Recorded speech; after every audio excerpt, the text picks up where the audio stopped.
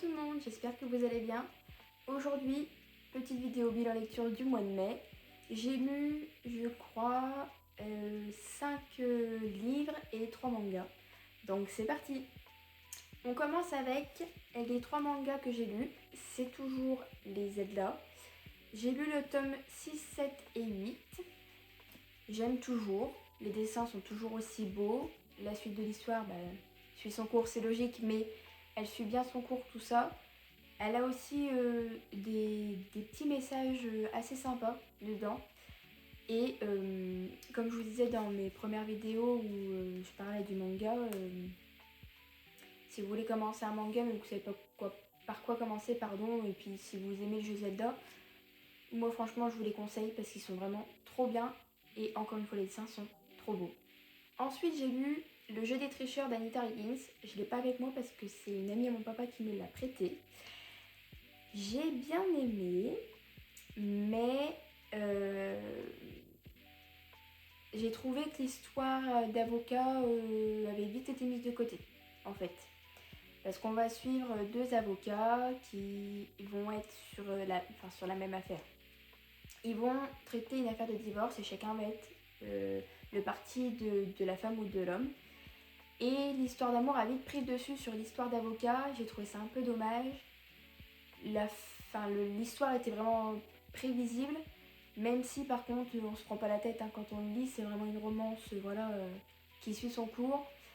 Le Enemy to Lovers, je trouve pas que ce soit trop un Enemy to Lovers non plus.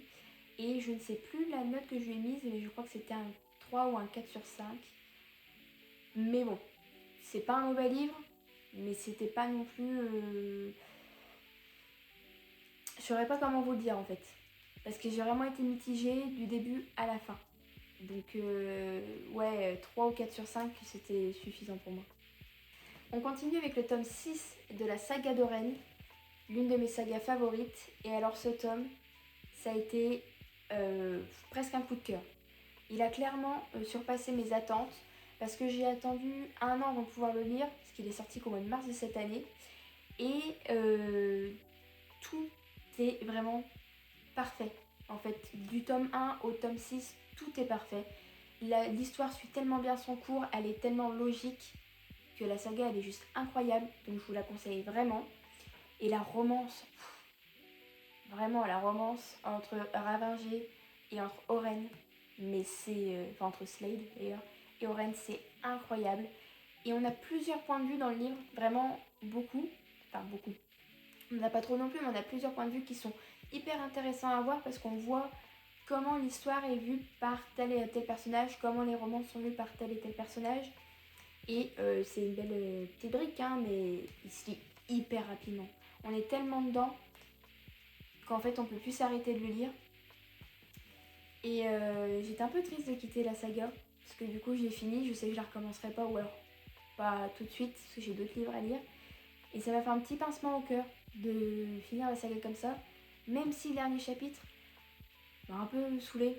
Par contre, attendez-vous à avoir beaucoup de smut dans cette saga. Si jamais vous aimez pas ça, la commencez pas. Il y a vraiment beaucoup de smut. Et en même temps, l'histoire d'amour, elle est profonde. C'est vraiment 2 âmes sœurs qui sont connectées du début à la fin du livre. Et voir leur évolution, surtout voir l'évolution d'Oren, mais cette battante. Cette femme, c'est une guerrière, elle est incroyable avec tout ce qu'elle a vécu et tout. Et je pense que les messages qui sont donnés dans le livre peuvent parler à beaucoup sur le fait de se battre, de ne jamais perdre espoir, de quoi qu'il arrive, vous vous retrouverez en vous-même en fait. Et vraiment, j'adore, je vous le conseille quoi. Ensuite j'ai lu le tome 3 et le tome 4 de la saga The Element de Brittany C. Sherry. Alors le tome 3 ça a été un 5 sur 5 pour moi. J'ai adoré, l'histoire elle est profonde, elle est dure à lire par moments. Maggie est un personnage très touchant, Brooks aussi, mais j'ai eu plus d'affinité pour Maggie en fait et pour son papa d'ailleurs, parce qu'il est d'un soutien juste fou en fait. Brooks aussi, Brooks c'est d'un soutien du début à la fin pour Maggie incroyable.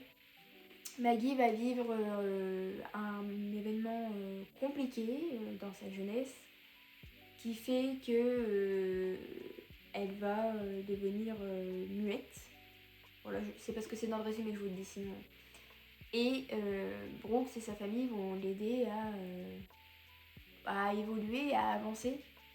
Et jusqu'à la fin, on se dit, oh là là, pauvre Maggie quand même, c'est dur. On a l'impression qu'elle n'y arrive pas et en fait, d'un seul coup, tout se développe et la fin est tellement belle que j'en ai pleuré. Mais alors vraiment, pleuré. C'était incroyable et l'autrice, elle a une plume d'une douceur. Enfin, j'ai même pas les mots, voilà. Je me dis, j'ai même pas les mots parce que tous les mots utilisés dans le livre sont parlants, sont doux, les émotions sont hyper bien retranscrites et celui-là, je l'ai adoré. Par contre, le tome 4, j'ai pas aimé.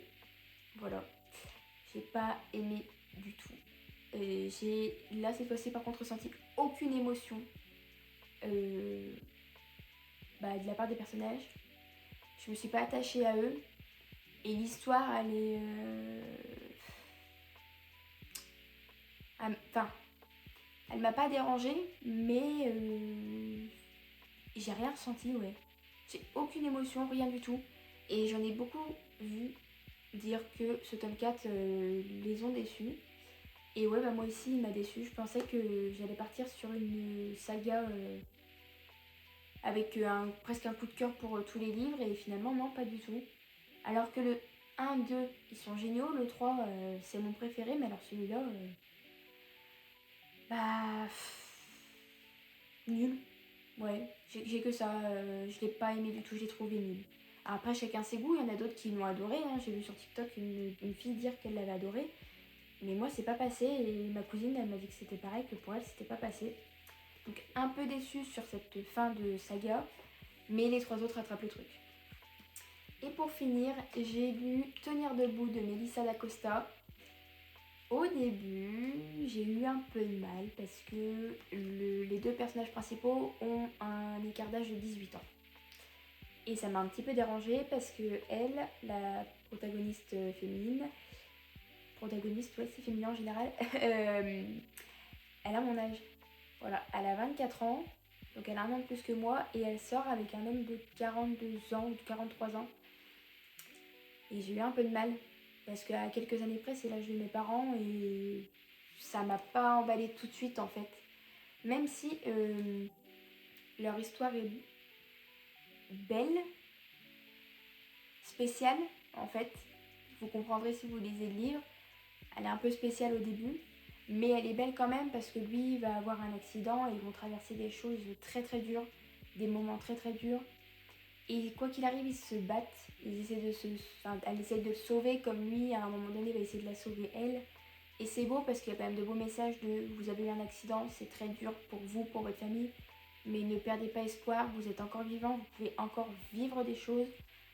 Et c'est principalement pour ça que j'ai bien aimé le livre, parce que sinon, le couple en lui-même, j'ai eu du mal.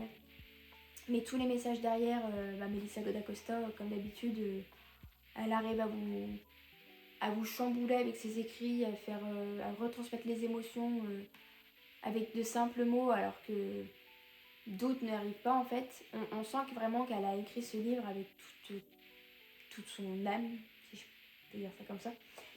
Et la fin m'a fait pleurer. Le dernier chapitre m'a fait pleurer parce que du début à la fin, on ne croit pas qu'ils vont s'en sortir comme ça en fait. Enfin, s'en sortir, je me comprends. Mais ouais, c'était un bon livre aussi, je crois que je lui ai mis 4 sur 5 celui-là. J'ai pas dit pour les autres, mais je vous les mettrai dans la vidéo les notes. Et je crois que celui-là, j'ai mis un 4 sur 5, malgré que le début m'a un peu dérangé. Le reste, c'était génial. Ce sera tout pour cette vidéo, j'espère qu'elle vous aura plu. Dites-moi si vous avez lu certains livres aussi que j'ai présentés ou si vous souhaitez les lire. Je vous souhaite à tous et à toutes une excellente soirée ou une excellente journée et je vous dis à bientôt.